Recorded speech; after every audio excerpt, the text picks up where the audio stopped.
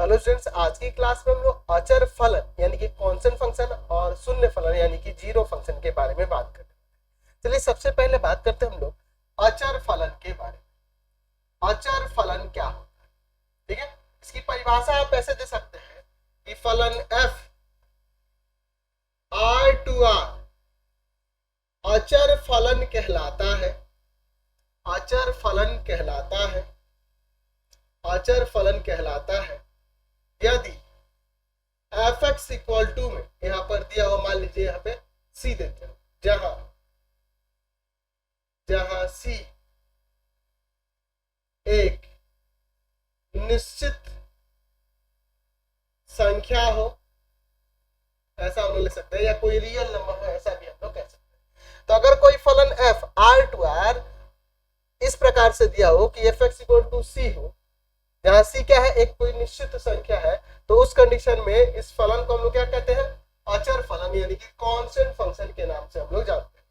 ठीक है, जैसे एग्जांपल के लिए मैं यहाँ पे लिख देता हूँ एफ एक्स इक्वल टू में, मान लीजिए मैं लिख देता हूँ 5, तो यह एक निश्चित संख्या हो गया ना 5, तो यह एक अचर फलन कहलाएगा।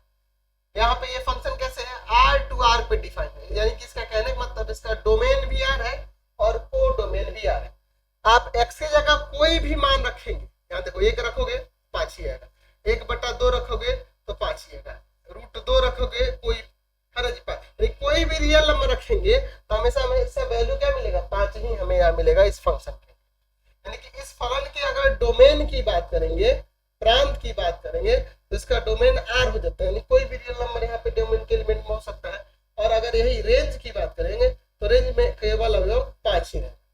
तो अगर उसी प्रकार से इस फलन के डोमेन की बात करेंगे, ऊपर जो हमने दिखाया है f(x = c), तो डोमेन r हो जाता है। और इसके रेंज की बात करेंगे तो रेंज वही कांस्टेंट होगा जो दिया, कांस्टेंट वही होगा, c वही एलिमेंट आएगा उसके रेंज। ठीक है, तो आप ऐसे भी कह सकते हैं कि एक ऐसा फलन जिसके परिसर में केवल एक ही अवयव हो, हम इसकी परिभाषा ऐसे भी लिख सकते हैं कि ऐसा फलन जिसके परिसर में केवल एक अवयव हो उसे अचर फलन कहते हैं। अचर फलन कहते हैं, यानी कि यहाँ देखिए ये फलन जो है अचर फलन इसलिए क्योंकि इसके परिसर में, रेंज में हमेशा एक ही अवयव आएगा, इसके अलावा और कोई अवयव नहीं आ सकता। ठीक है, तो ध्यान रखेंगे कि इसका जो प्रांत होता है वह वास्तविक संख्याओं का समुच्चय होता है। और परिसर की जो बात करेंगे तो जो आपके पास फलन में दिया होगा कांस्टेंट, वही अवयव आ जाएंगे उसके परिसर। तो अगर मान लीजिए अगर मैं इसी फलन का आलेख दे तो हम लोग क्या करेंगे? सबसे पहले लेट y इक्वल टू में f(x), यानी कि y बराबर में 5। अब देखिए ये आप ले लो ग्राफ के लिए, x डैश, यहाँ y और नीचे में y बस। अच्छा, y इक्वल टू 5 के लिए देखो क्या होगा, यही ना होगा y इक्वल टू 5 के लिए, ये ना ग्राफ होगा। देख लीजिए इस फंक्शन के लिए आप x की जगह कोई भी वैल्यू ले लो, x का कोई भी मान लो, ये लो ये लो ये लो, किसी पे हमेशा y का क्या मिला? 5 ही मिलता है। देख रहे हैं जी, हमेशा 5 के ही सम होगा। तो कोई भी x के किसी भी मान पर जाओगे तो y का वैल्यू हमेशा 5 मिलेगा।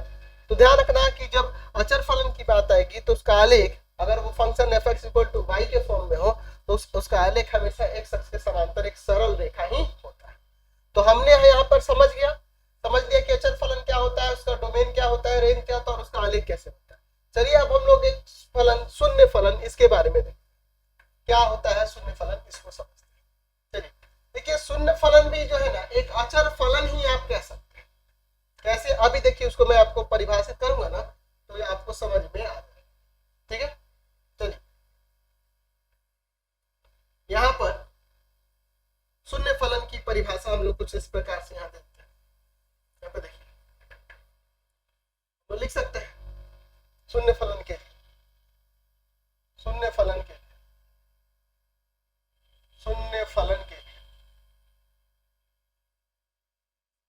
फलन f r टू r शून्य फलन कहलाता है शून्य फलन कहलाता है। यदि एफ एक्स इक्वल टू हो जीरो, एफ एक्स किसके इक्वल हो जीरो, तो देखिए यहाँ पे जो निश्चित राशि थी वहां पे ये जीरो आ गया बस। ठीक है, आप देखो यहाँ पे इस फंक्शन में कोई भी वैल्यू रखो, 1 रखोगे तो जीरो ही आएगा, 1/2 रखोगे तो जीरो ही आएगा, कोई भी वैल्यू रखो तो हमेशा जीरो आएगा।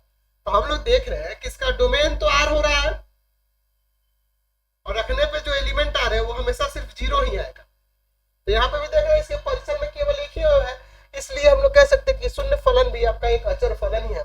बस वहां पे जो फिक्स संख्या था यहाँ जीरो आ जा रहा है, ये भी तो आपका एक रियल नंबर है ना जी, तो ये आपका शून्य फलन भी एक अचर फलन ही होता है। ठीक है, अब इसका आलेख देखते हैं, एक्स, एक्स डैश, वाई और वाई। इसका आलेख की बात करेंगे तो आप देखो y equal to f x लोगे, y इक्वल टू में क्या आ जाएगा zero, y equal to zero का ग्राफ एक्स एक्सिस से होता है ना जी, यानी कि इस function f x equal to zero का ग्राफ क्या हो जाएगा, x axis. y equal to zero ना हो रहा, तो y इक्वल टू जीरो हर एक बिंदु कहाँ पे होता है, एक्स एक्स पे, y नियामक हर एक बिंदु पे क्या होता है, जीरो होता है, y नियामक हमेशा जीरो होता है। तो इसलिए इसका आलेख जो होगा एक्स अक्ष कहलाएगा। तो शून्य फलन का जो आलेख होगा वही एक्स अक्ष ही होता है, उसको अलग से खींचने की जरूरत नहीं है। प्रांत जो होता है रियल नंबर होता है और रेंज जो होता है इसमें केवल जीरो आता है। तो समझ में आया अचर फलन और शून्य फलन के बारे में। आज की क्लास में इतने रहने देते हैं। आपको क्या करना होगा, प्ले स्टोर से हमारा एप्लीकेशन पढ़ाई.ऑनलाइन रविकांत सर के नाम से है, इसे डाउनलोड कर लेंगे और यहाँ पे जाकर अपने पेड कोर्सेज को ज्वाइन करके अपनी पढ़ाई को बेहतर करेंगे। फिलहाल आज की क्लास में इतना ही रहने देते हैं।